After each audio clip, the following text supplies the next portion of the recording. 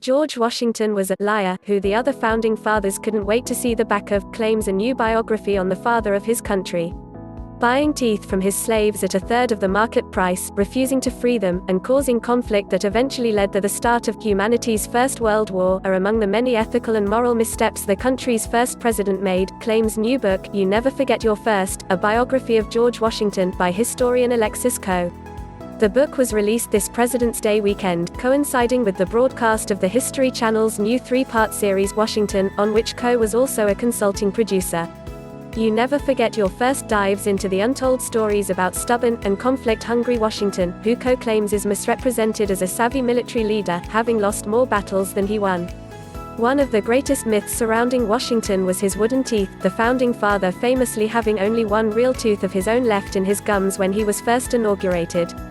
It wasn't wood that replaced his own chompers, however, but teeth he purchased from others, including those bought from his own slaves.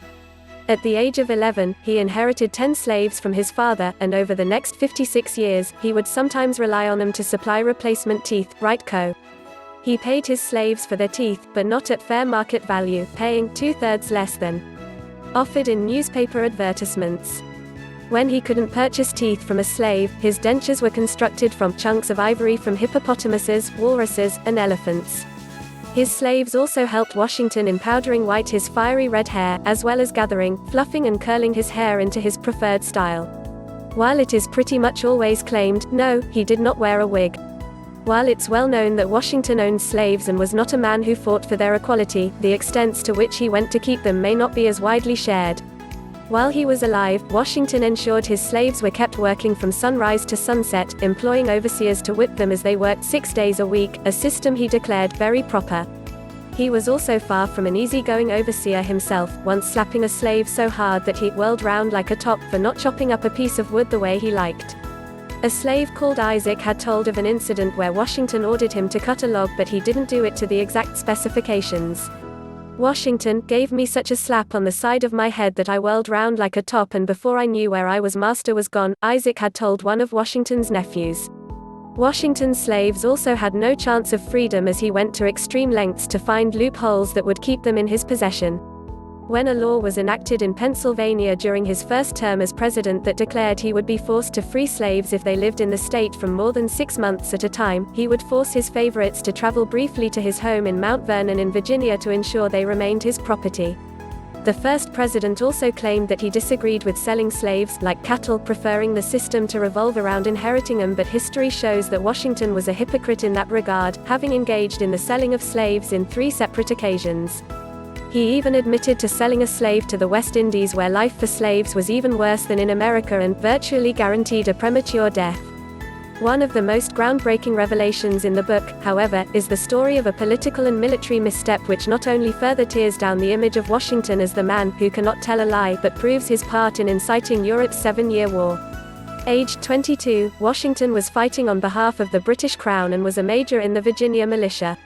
In 1753, the British governor of Virginia, Robert Dinwiddie, assigned Washington on a diplomatic mission in which discretion and caution were vital.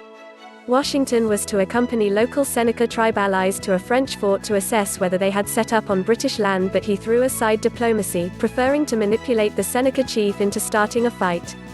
He told the chief that the French intended to kill the Seneca tribe and achieved his desired effect, as a battle commenced as soon as they reached the French camp.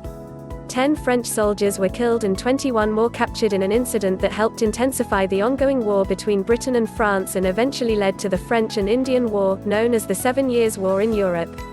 At the age of 22, Washington had committed a political misstep of global consequence, writes Coe. If the American Revolution had not taken place, Washington would probably be remembered today as the instigator of humanity's First World War, one that lasted 7 years. His own reputation would not suffer after the battle, and Washington continued on to become the glorified hero of the War of Independence with thanks to his vast knowledge of the Royal Army. Moving from war hero to president, Washington was considered more than deserving to serve as the new country's leader. He went on to serve 2 terms, but by the time he left office in 1797, most of the other founding fathers were done with him. The president is fortunate to get off just as the bubble is bursting, leaving others to hold the bag, a resentful Thomas Jefferson complained in a letter sent that same year to James Madison. He will have his usual good fortune of reaping credit from the good arts of other. Their anger continued through to 1812, years after Washington's death, when John Adams branded him too illiterate, unlearned, unread for his station and reputation. The worst came in 1797, however, when James Monroe, who later became the 5th U.S. president, penned a full 473-page critique of Washington's administration and the way in which he U.S. relationships with warring Britain and France. The 7 Years' War had ended in 1763, but the countries were still rivals.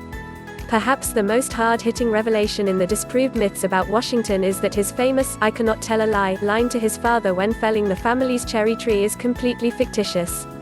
The tale was made up by Mason Locke Weems, a broke itinerant parson and bookseller, for the 19th century for the book The Life of Washington. Comment your opinion below regarding this biography. Thank you for watching.